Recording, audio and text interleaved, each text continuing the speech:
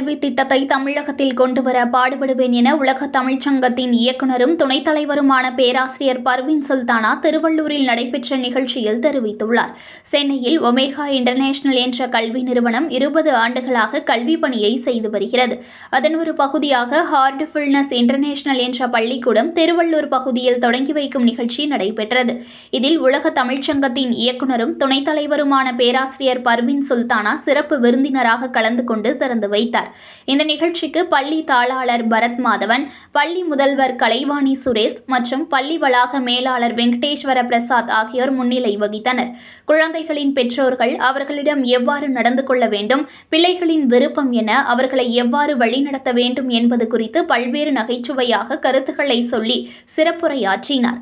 இதனையடுத்து செய்தியாளர்களை சந்தித்த பேராசிரியர் பர்வீன் சுல்தானா, எந்த இடத்தில் ஒரு கல்வி நிறுவனம் தொடங்கப்படுகிறதோ அங்கு பல நூலகங்கள் திறக்கப்படுவதற்கு சமமாக கருதப்படுகிறது. நூலகங்கள் திறக்கப்படும் போது அங்கு குற்றங்கள் குறைவாக ஆய்வில் நாம் தெரிந்து கொள்ளக்கூடிய ஒரு விஷயமாக உள்ளது. இன்றைய சூழ்நிலையில் கல்வியில் சிறந்து விளங்கக்கூடிய நமது இளைய சமுதாயம் சில சமயங்களில் வழி தவறி போய்விடுகிறதோ என்ற கவலையும் சேர்ந்து இருக்கக்கூடிய இந்த காலகட்டத்தில் போதை போன்ற பழக்கங்களிலிருந்து சமூகத்தை மீட்டெடுப்பதற்கு என்ன செய்யலாம் என்ற விஷயத்தில் தமிழக அரசு பல்வேறு முன்னெச்சரிக்கை நடவடிக்கைகளை எடுத்து வருவதாக தெரிவித்தார். இளம் வயதிலேயே தன்னை கட்டுப்படுத்திக் கொள்ளக்கூடிய அந்த ஆற்றல் வர வேண்டும் என்றால் அது கல்வியால் தான் தர முடியும். செய்யத்தக்க அல்ல செய்ய கெடும், செய்யத்தக்க செய்யாமையாலும் கெடும் என்ற திருக்குறள், நீ எதையெல்லாம் செய்ய வேண்டுமோ அதை செய்யவில்லை என்றால் வாழ்க்கை கெட்டு போகும். எதையெல்லாம் செய்ய வேண்டுமோ அதை செய்யாமல் விட்டாலும் வாழ்க்கை கெட்டு போய்விடும். எனவே செய்யக்கூடாதவைகள் பக்கத்தில் போகாமல் என்ன செய்யப்பட வேண்டுமோ அதனுடைய வேர்களை பிடித்து கொண்டு விருட்சமாக வளர வேண்டும் என்று தெரிவித்தார். தமிழகத்தின் தற்போது சிறு குழந்தைகள் முதல் மூதாட்டிகள் வரை பாலியல் துன்பங்களுக்கு ஆளாகின்றனர். அதுவும் பள்ளி மாணவிகள் இந்த பாலியல் கொடுமைகளுக்கு ஆளாவதாக தொடர்ந்து செய்திகள் வந்து கொண்டிருக்கின்றன. எனவே பல்வேறு நாடுகளில் பாலியல் கல்வி நடைமுறையில் உள்ளது போல் தமிழகத்திலும் கொண்டுவர நடவடிக்கை எடுக்கப்படுமா என்று செய்தியாளர்கள் கேள்வி எழுப்பினர். அதற்கு பதிலளித்த அவர், பாலியல் கல்வி என்பது மாணவர்களுக்கு போய் சேரக்கூடிய நாம் ஒரு வாய்ப்பை ஏற்படுத்த வேண்டும். அதற்காக பல சான்றோர்கள் பல முயற்சிகளை மேற்கொண்டுதான் வருகின்றனர். எனவே அறம் சார்ந்த கல்வியை மாணவர்களுக்கு கொண்டு சென்று சேர்ப்பது அரசின் கடமை மட்டுமல்ல, கல்வி நிறுவனங்களின், கல்வியாளர்களின், ஊடகவியலாளர்களின் கடமையாகும்.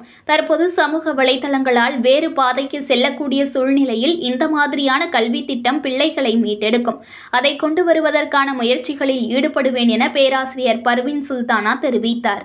சென்னையில் ஒமேகா இன்டர்நேஷனல் என்கின்ற கல்வி நிறுவனம் 20 ஆண்டு காலமாக கல்வி பணியை தொடர்ந்து செய்து கொண்டிருக்கிறது. அதனுடைய ஒரு பகுதியாக ஹார்ட்ஃபுல்னஸ் இன்டர்நேஷனல் ஸ்கூல் என்கின்ற ஒரு பள்ளிக்கூடத்தை திருவள்ளுவரில் அவர்கள் தொடங்கியிருக்கிறார்கள். இங்கே ப்ரீகேஜியிலிருந்து 2ஆம் வகுப்பு வரைக்கும் வகுப்புகள் நடந்தபடி இருக்கின்றன. அடுத்த வருடம் 5ஆம் வகுப்பு வரைக்கும் கொண்டு வருவதற்கு அவர்கள் முயற்சி செய்து கொண்டிருக்கிறார்கள். எந்த இடத்தில் ஒரு கல்வி நிறுவனம் திறக்கப்படுகிறதோ அந்த இடத்தில் பல நூலகங்கள் திறக்கப்படுவதற்கான வாய்ப்புகள் வருகின்றன. நூலகங்கள் திறக்கப்படுகின்ற பொழுது குற்ற நடவடிக்கைகள் சமூகத்தில் குறைகிறது என்பது ஆய்வில் நாம் தெரிந்து கொண்டிருக்கக்கூடிய ஒரு விஷயமாக இருப்பதனால் இந்த கல்வி நிறுவனத்தை தொடங்கி இருக்கக்கூடிய அனைத்து சான்றோர்களுக்கும் என்னுடைய மனமார்ந்த நன்றியை, பாராட்டுகளை, வணக்கத்தை இந்த நேரத்தில் நான் தெரிவித்துக் கொள்கிறேன்.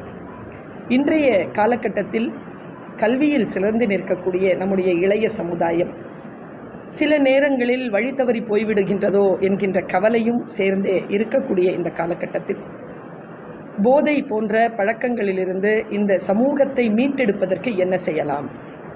அவரவர்களுடைய நிலைகளில் இந்த பழக்கத்திலிருந்து இளைய சமுதாயத்தை அல்லது ஒரு பொது சமுதாயத்தை மீட்டெடுப்பதற்கான முயற்சிகளை தமிழ்நாடு அரசும் மிக தீவிரமாக முன்னெடுத்திருக்கக்கூடிய ஒரு காலகட்டத்தில் நான் ஒரு பேச்சாளராக, ஒரு பேராசிரியராக, இப்பொழுது பொறுப்பெடுத்திருக்கக்கூடிய உலக தமிழ்ச் சங்கத்தின் இயக்குநராக, துணைத் தலைவராக நான் என்ன நினைக்கிறேன் என்றால், இந்த தலைமுறைக்கு ஒரு விஷயத்தை மிக காத்திரமாக கொண்டு சேர்க்க வேண்டும். சில நேரங்களில் பெரியவர்கள், சான்றோர்கள் சில கதவுகளை மூடி வைத்திருக்கிறார்கள். மூடப்பட்ட கதவுகளை திறப்பதற்கு இவர்கள் மிகவும் துடிக்கிறார்கள். அதுதான் இவர்கள் சுதந்திரம் என்று நினைக்கிறார்கள். கிடையாது. அந்த கதவுகள் ஏன் மூடப்பட்டு இருக்கின்றன என்றால், அதை திறந்தவர்கள் உள்ளே போனால் அவர்கள் அடிமையாகி விடுவதற்கு வாய்ப்புண்டு. அவர்களுக்கான சுதந்திரம் என்பது கல்விதான். அந்த கல்வியை நோக்கி அந்த சுதந்திர கதவுகளுக்குள் அவர்கள் நுழைய வேண்டும் என்று நான் கேட்டுக்கொள்கிறேன். ஒரு எக்ஸைட்மெண்ட்டாக ஒரு விஷயத்தை மறுக்கப்பட்ட ஒரு விஷயத்திற்குள் போய் இது என்ன இருக்கிறது என்று பார்த்து கொள்ளலாம் என்கின்ற ஒரு நிலையில் இல்லாமல் இளம் வயதிலேயே தன்னை கட்டுப்படுத்தி கொள்ளக்கூடிய அந்த ஆற்றல் இன்றைய இளைய சமுதாயத்துக்கு வர வேண்டும் என்றால் அது கல்வியால் மட்டும்தான் முடியும். அந்த கல்வியை அவர்கள் சரியாக கைக்கொள்ள வேண்டும். இந்த நேரத்தில் நான் திருக்குறள் ஒன்றை நான் மாணவ கண்மணிகளுக்கு, இளைஞர்களுக்கு சொல்ல விரும்புகிறேன். செய்யத்தக்க அல்ல செய்ய கெடும், செய்யத்தக்க செய்யாமையாலும் கெடும். வள்ளுவர் என்ன சொல்கிறார்? நீ எதையெல்லாம் செய்ய வேண்டுமோ அதை செய்யவில்லை என்றால் வாழ்க்கை கெட்டுப்போகும். எதையெல்லாம் செய்ய வேண்டுமோ அதை செய்யாமல் விட்டாலும் வாழ்க்கை கெட்டுப்போகும். அதனால் செய்யக்கூடாதவைகள் பக்கத்தில் போகாமல் எது செய்யப்பட வேண்டுமோ அதனுடைய வேர்களை பிடித்து கொண்டு நாங்கள் விருட்சமாக வளர வேண்டும். ஏனென்றால் தமிழ்நாடு கல்வியில் சிறந்த தமிழ்நாடு. இதை வரும் காலத்திலும் நிரூபிப்போம். நிச்சயமாக பாலியல் கல்வி என்பது மாணவ கண்மணிகள் வரைக்கும் போய் சேரக்கூடிய ஒரு வாய்ப்பை நாம் ஏற்படுத்த வேண்டும். அதற்காக பல சான்றோர்கள் பல நிலைகளில் முயற்சிகளை மேற்கொண்டு தான் வருகிறார்கள். இப்போ ரொம்ப இயல்பாக சொன்னால், நான் பொறுப்பெடுத்திருக்கக்கூடிய உலக தமிழ்ச் சங்கம் என்பது திருவள்ளுவரையும் சங்க இலக்கியங்களையும் முன்னெடுப்பதற்காக அமைக்கப்பட்ட, பெரியோர்களால் அமைக்கப்பட்ட ஒரு பெரும் நிறுவனம். திருக்குறளிலே அறம், பொருள், காமம் என்று 3 பால்கள் உண்டு, 3 பிரிவுகள் உண்டு.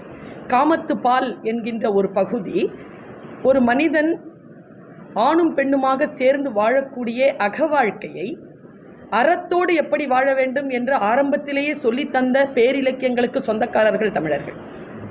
அகம் புறம் என்கின்ற 2 கண்கள் நமக்கு. இந்த 2 கண்களும் அறம் சார்ந்தவை. அறம் என்கின்ற சொல் தமிழில் மட்டும்தான் உண்டு.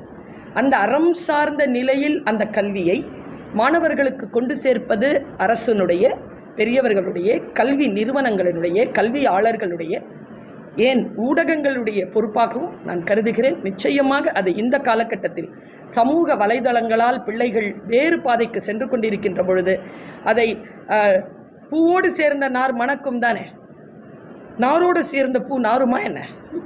அறம்தான் வெல்லும். நன்மையை தீமைகளை விட தீவிரப்படுத்தினால் நாம் நன்மைகளால் அந்த தீமைகளை வெல்ல முடியும் என்ற நம்பிக்கை கொண்ட கல்வியாளர் நான். அதனால் இந்த சமூகத்தின் மீது நம்பிக்கை வைத்திருக்கிறேன். நிச்சயமாக இந்த முறையான கல்வி திட்டம் பிள்ளைகளை மீட்டெடுக்கும். நன்றி.